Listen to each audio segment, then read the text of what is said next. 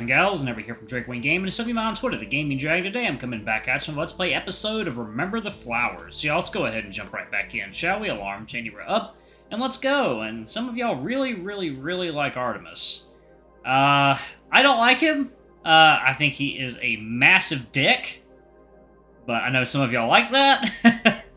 Yeah, I think he is an absolute prick, and he needs to get smacked in the face really fucking hard. Anyway. So you were paying attention. After a patient is injected with our product, one of three things can happen.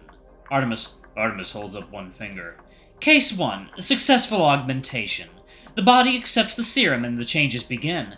The patient maintains complete cognizance. In this case, we then continue administering the serum in small quantities over time and observe the patient's progress. The patient will then exhibit physical and mental capabilities far exceeding what was previously possible for them. Artemis lingers on that for a moment, then slumps. Alright, fine. To tell the truth, we've only ever had this happen once, so there isn't much data to extrapolate from. A rather persistent kink in our pipeline showed up soon after, you see. But demand has been on a sharp incline recently, which I've taken to mean those kinks of ours have been dealt with. I can't tell if he's even trying to sell me on this anymore, or he just wants someone to talk to. At least there's no iterating on display. Okay, so who was the lucky patient? Lance. That would be breaking patient confidentiality now, wouldn't it? Artemis lifts a second finger. Case 2. Failed augmentation. This happens when either the serum has no effect or the host's immune system interferes. The latter is not a pretty sight. Agony, I'm told. Certain death. But with the former's group, there remains the opportunity to try again. Artemis taps the glass. Case in point, this patient has been here for a few days, but will likely make a full recovery in due time. Who is he? Some old soldier, I'm sure. The Arcadia collar is an important stipulation for this stage, and as such, trials involving direct contact with the serum only use fraction members. This wasn't always the case, back when I was a researcher instead of a recruiter. Artemis thumbs at his collar, his gaze still fixed on the sleeping soldier. And none of us had any idea what we were really dealing with. Precautions were slow to be established. And you're telling me this guy willingly signed up for this shit? I don't personally vet every subject, but I'm sure whoever interviewed this one had fully disclosed the potential risks. Sometimes they don't even care what happens, so long as they're compensated and have a quiet place to sleep. Huh. Right then. Artemis smiles and holds up a third finger.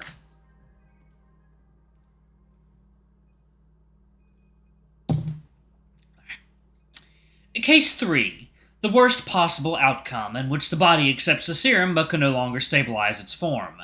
This event appears to be just as likely an outcome as the first, as we've only had one in-lab example to date.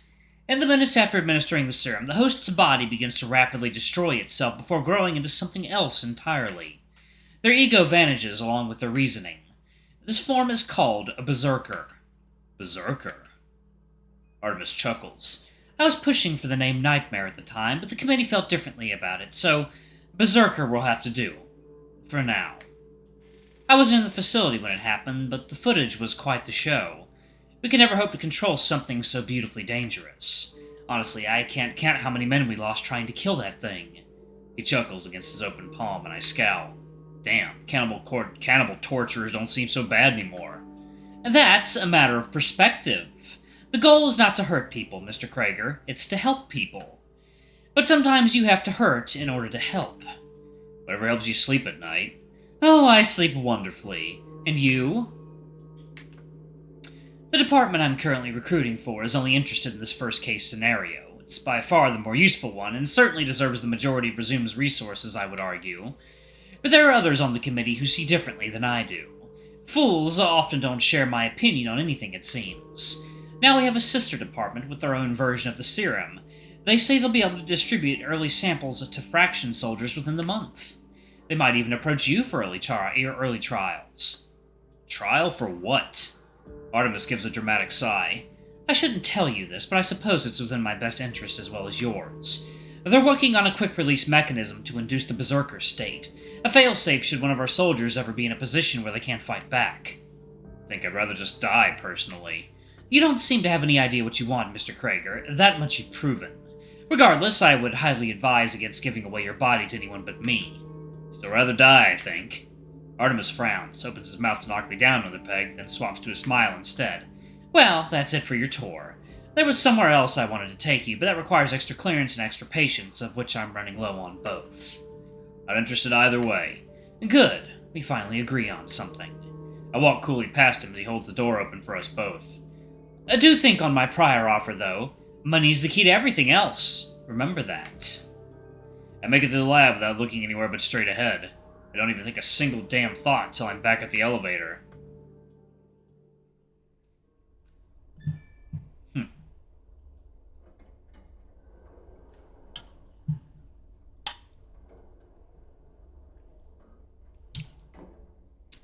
Only when it dings do I realize that I've been holding my breath in.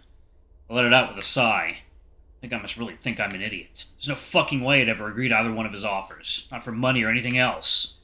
I press a few buttons that look right enough, then drag myself back a step.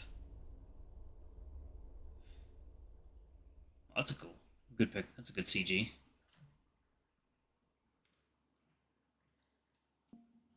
In the polished metal doors, my reflection stares back at me. It rubs its hand over the scars on its nose. I hardly blame myself for that. I mean, I didn't really know what Resoom did back then. It's different now. Benji was right. I looked like a liar. What I knew was that no one risked their life to escape from a good time. What I knew were the stories from the people who had escaped. The feeling now after what I just witnessed. Damn it. I straighten up, meeting myself with a bit more conviction. Hearing about it and actually seeing it are two completely different things. Yeah. I guess it's pretty fucked up either way. And so what? I've always been capable of doing stuff that most people can't. Dark stuff. But that look Artemis had, licking his lips at a guy being cut open. I'm not like that. The dark stuff I've done, I've always had a reason for it. Artemis was wrong about me. Is he?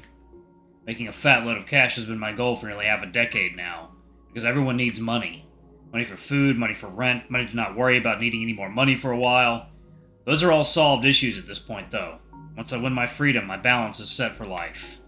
And then what? I could always make more money. My reflection blinks back at me, tired, bored. How the hell does anyone ever figure out what they really want? There's gotta be a method to it. Push the image of that dissected panther out of my head, and instead try to picture myself with all the money I could ever ask for. Just me swimming through pools filled with cash, and I feel... nothing. Good. Fuck Artemis. That doesn't tell me what I want, though. Maybe I just need to start small. Aside from getting the hell out of here, what do I want right now?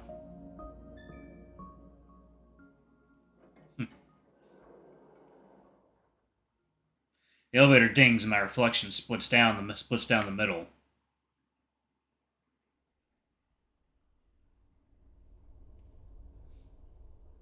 I'm staring down an empty hallway lined with closed doors. I drag my feet over the threshold. The answer couldn't be more obvious.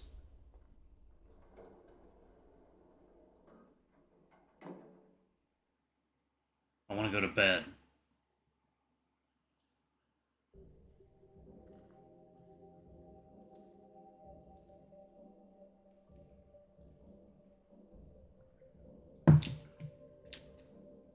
It's 5 a.m.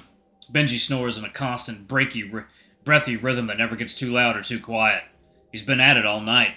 Part of me wants to strangle him for it. But that's not fair. My trouble sleeping has nothing to do with him. I stare at the underside of his mattress, watching every subtle movement it makes while my brain slowly turns itself into pulp. If I close my eyes for too long, I'll see that panther again. His tired face, the hand going into his stomach. Biological augmentation. Power without limits. Money is the key to everything else. What a load of bullshit. The blankets are kicked off, and I'm dragging myself out of bed for probably the 5th time tonight to pace around the room. Each step I take is in time with Benji snoring. It turns out, what do I really want is a pretty haunting question for those smart enough to ask it. And I figured the best way to tackle this is to distill it down into some kind of fundamental element first, like a scientist would, but for emotions. I have to find the want that all their wants are built off of. The want seed that sprouts want saplings, which will then grow into big want trees with branches on them. Sex, money, power, freedom, love. What is the common thread between all these wants? Or even better, why does anyone want anything to begin with? Take 5 steps away, then away, turn, then 5 steps back. Because having things feels good? Nah, I'm only half right with that. Too much love and you're smothered. Too much money and money doesn't matter anymore. Too much sex and, well, it's the inverse then. It's all about how much you don't have. I mulled it over for a few laps. It's not the worst theory ever. I wanted money because I didn't have money. Vivian wants a family because she doesn't have one anymore. And Artemis wants, what? To win? Yeah, that makes sense because he's a loser. And Benji? Benji wants, money. That's why he's down here with me and not back home with that Aiden guy or whatever. I paused for a breath to watch Benji sleep. He looks peaceful enough with the soft fur on his face all mussed up and an inch of his pink tongue poking out, drooling on his pillow. One of his snores gets stuck in his throat. He clears it, shuffles his hips, and gets right back to snoring again. I don't know how to explain it. This guy just looks like a good person. There's no way he would even do half the things I've done for money, no matter how much debt he was in. Hell, I bet if Benji knew that what Resoom was really up to, he'd quit on the spot. Without meaning to, my tail whips hard into the dresser, nearly knocking down a stack of empty beer cans. Shit. I winced and wrangled the thing under control. Benji's money problems might create as money wants, but Benji also wants to help people, and I'm not sure how to invert that. Maybe good people just see what other people don't have and feel like it's their job to fix it. Or at least not make everything worse. Or saps, trying to mop up an ocean of shit with a toilet rag. I snort at that and get right back to pacing.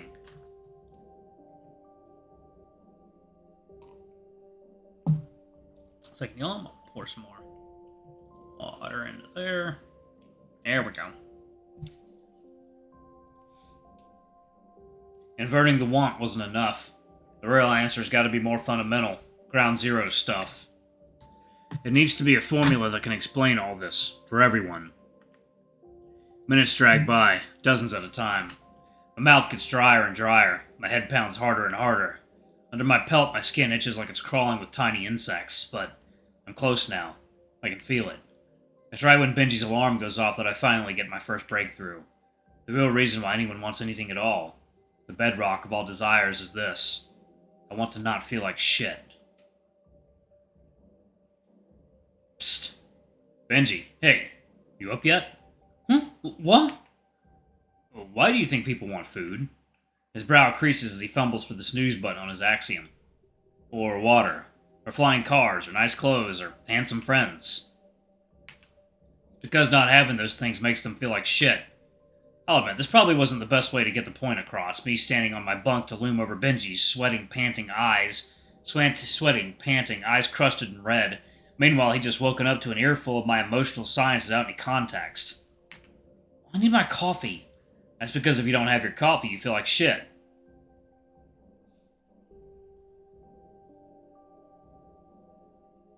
Later that morning, I culminated. While pacing around the room more after Benji left, I took my inventory of all the things that made me feel shitty. I sifted through every wound, every scar, every time I fucked up or had gotten fucked up. I named every memory that made my stomach curl into knots and my skin prickle. I analyzed each piece of guilt I'd accrued over the years and the anger I smothered it with. Reviewed the bullshit in my dreams and the bullshit I had to deal with outside of them. And there I found it. The core. The seed. That fundamental element. It was people. Every time. Other people were what made me feel like shit.